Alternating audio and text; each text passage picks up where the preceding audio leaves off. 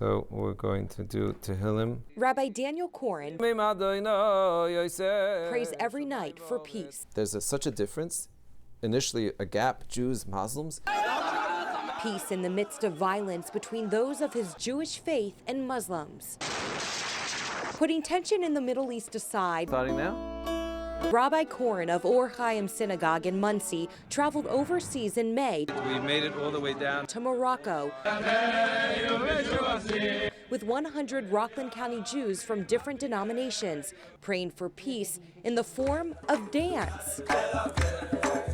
This video captures their every move, sharing a dance and a smile with Muslims in the heart of their Moroccan homeland. There was a very special connection and appreciation, and it worked both ways. Putting differences aside from the moment they arrived, even dancing their way through security as they embark on other destinations, including Tunisia.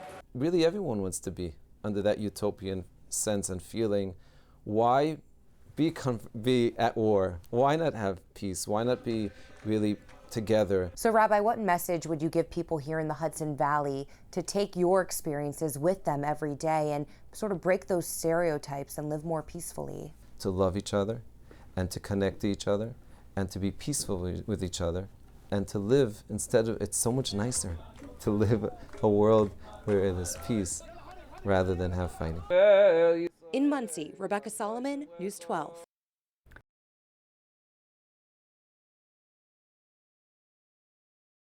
Ashley and Brian Larkin could have been holding baby Maudie for the first time on the Tappan Zee Bridge. It's funny, when we left this morning, I said, I just don't want to get stuck on the bridge and have a baby in my car. The Larkins left their Piermont home in Rockland County around 9 o'clock Friday morning, heading to Phelps Memorial Hospital in Sleepy Hollow. The expectant mom knew she was going into labor, but she didn't know it would happen fast, approaching a massive pileup which delayed traffic for nearly 5 hours. You see it in movies all the time. People get stuck in traffic or something like that, but we were literally in like the biggest traffic jam imaginable. Brian quickly waved down a state trooper who called for backup while Ashley was in the middle of contractions. And then we lifted my wife literally over the barrier in the middle of the bridge and put her into the back of the state trooper vehicle. She turned around and drove to Westchester to meet the ambulance to take her here to the hospital. This is the parking lot where an EMT helped Ashley deliver Maudie, all while Brian stayed behind, stuck on the bridge for another hour. If we didn't do it, she would have had the baby on the bridge. And Mom and Dad say Maudie's delivery gives a whole new meaning to Friday the 13th.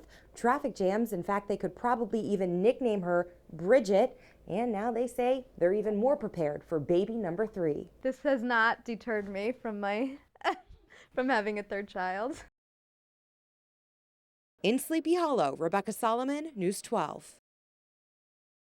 I didn't know whether, how it would look, how I would feel. 5 years ago, Lydia Correa was diagnosed with breast cancer. You look at yourself, it's like you don't see anything. You just don't feel comfortable. After a double mastectomy, Lydia never thought her image would be the same until she met Carrie Pataki. She did the tattooing for my areolas. I shaped them to how their breasts are formed. Carrie started her craft in 1999 as a tattoo artist. Now she's the owner of Carrie Angel Spa.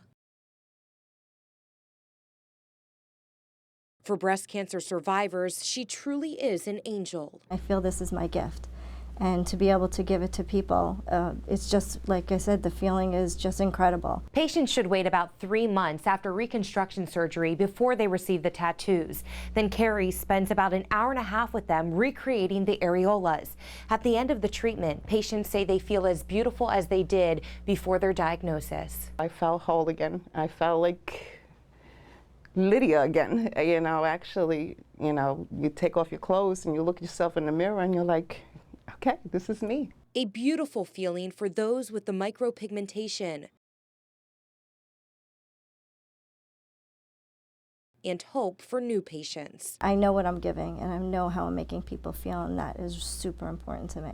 In Scarsdale, Rebecca Solomon, News 12.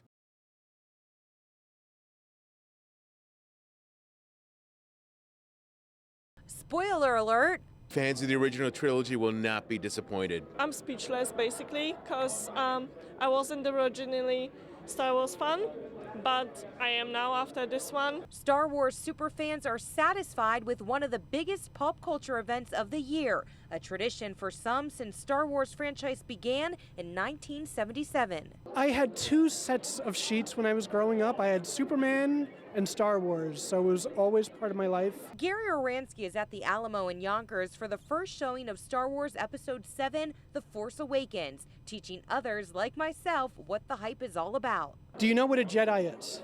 Kind of.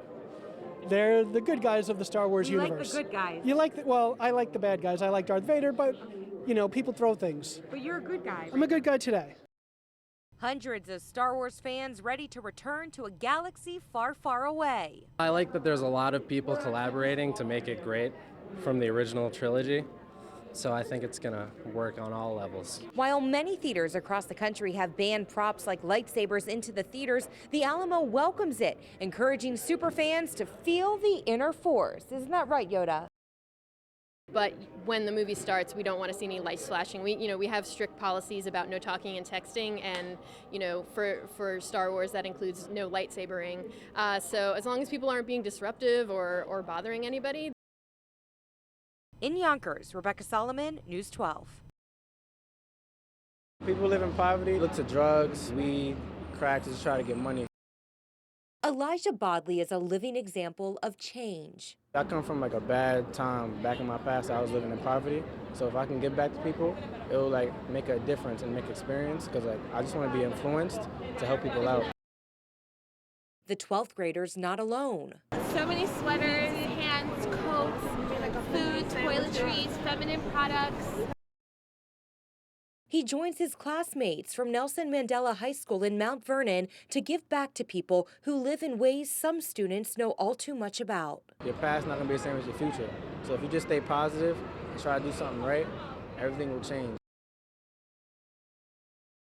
Their efforts may seem like a small gesture, but students say the effect it could have on at least one person is everlasting, and they hope others will follow in their footsteps. Positivity, it goes a long way. So if you just stay positive and just be influential, people will follow it. It's like being like a mentor, like a role model. Taking out the poverty everywhere. It's starting a little kindness and just letting everybody do it. It's going to go from there. Try to get it viral. In Manhattan, Rebecca Solomon, News 12.